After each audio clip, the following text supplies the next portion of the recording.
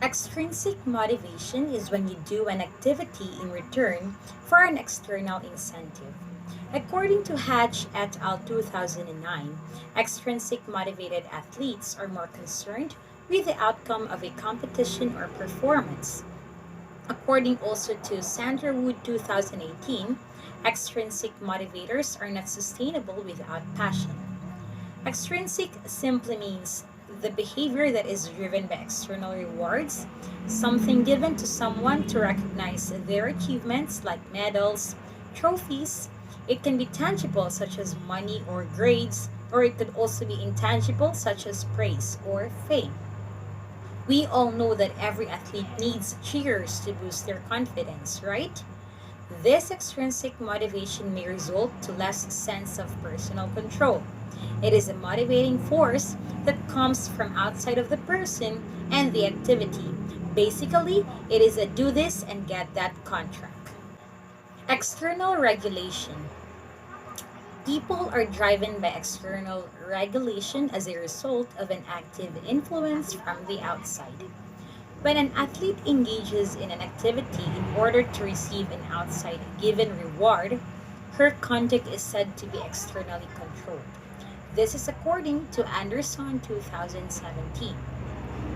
And this type of behavior is controlled by external incentives or consequences such as praise, rewards, and punishments avoidance.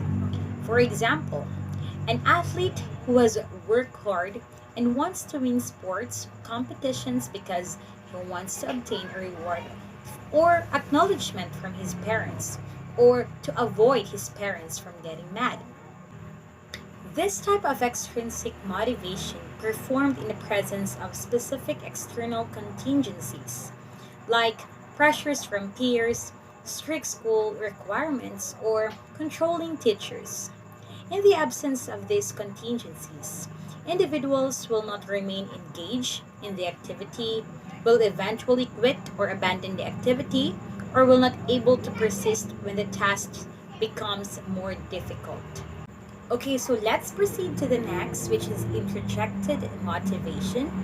It is a type of internalized motivation similar to intrinsic motivation, but it stems from a sense of pressure to achieve in order to receive satisfaction from important people such as parents. This is according to Anderson 2017. So, in this type of motivation, it involves taking in but not truly accepting or self endorsing. It is also particular on what other people demands to think, feel, or behave in particular manner. Introjected motivation inspires an individual to enacting behavior not because they want to, because they fear not to out of sense to obligation. For example, I'll train my sports skills every day because I want others to think I'm competent at this type of activity. So this is what we call partial internalization that occurs, but it is kept at a distance instead of being really integrated into the self. The sign when partial internalization is occurred is when the person feels such high tension and pressure in carrying out the behavior. So the person carries another person's prescriptions inside their head to such an extent that the interjected voice generates the motivation to act.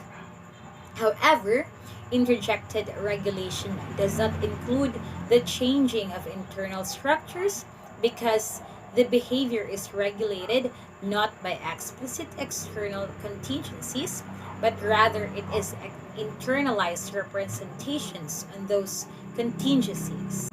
However, interjected regulation does not include the changing of internal structures because the behavior is regulated not by explicit external contingencies, but rather it is internalized representations on those contingencies, such as parents' voice and cultural expectations. Identified regulation entails awarding a conscious worth to a conduct so that it is accepted when it is personally significant.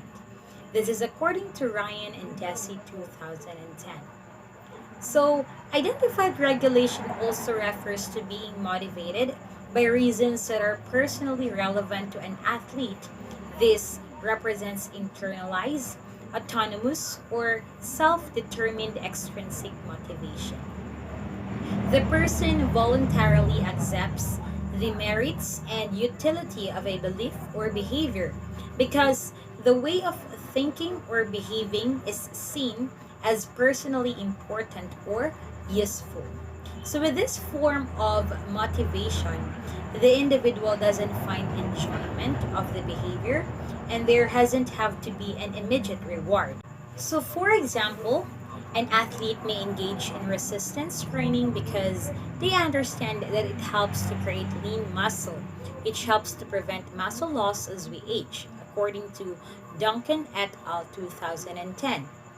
Another example is if an athlete comes to believe that extra practice on their backhand is important, like tennis player.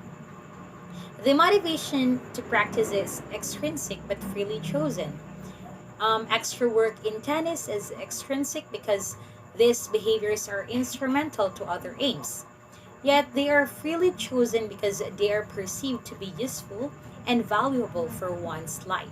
Many people exercise and cooperate freely with others not because they enjoy jogging, for example, or sharing, because they value of what such behaviors can do for them and for their relationships with others. Identified regulation rather is used to achieve an end that affects an individual's personal well-being and desires.